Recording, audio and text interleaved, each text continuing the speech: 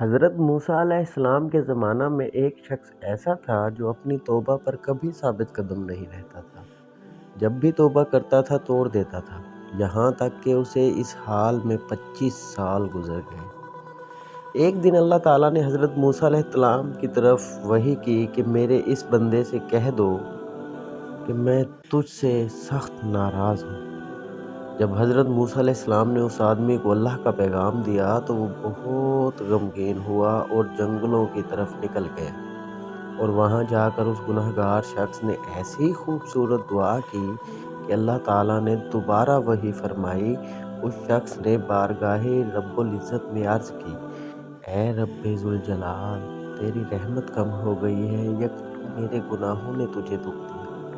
تیری بخشش کے خزانے ختم ہو گئے یا بندوں پر تیری نگاہ کرم نہیں رہی؟ تیرے افواہ و درگزر سے کون سا گناہ بڑا ہے؟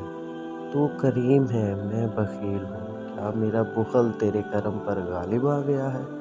اگر تو نے اپنے بندوں کو اپنی رحمت سے محروم کر دیا تو وہ کس کے دروازے پر جائیں گے؟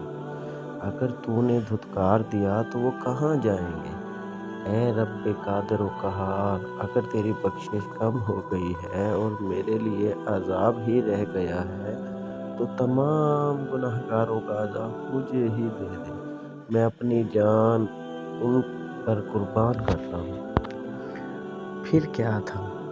رحمت الہی جوش میں آئی۔ اللہ تعالیٰ نے موسیٰ علیہ السلام سے دوبارہ وحی کی اور فرمایا، جاؤ اور میرے بندے سے کہہ دو کہ تو نے میرے کمال قدرت اور افواہ و درگزر کی حقیقت کو سمجھ لیا ہے۔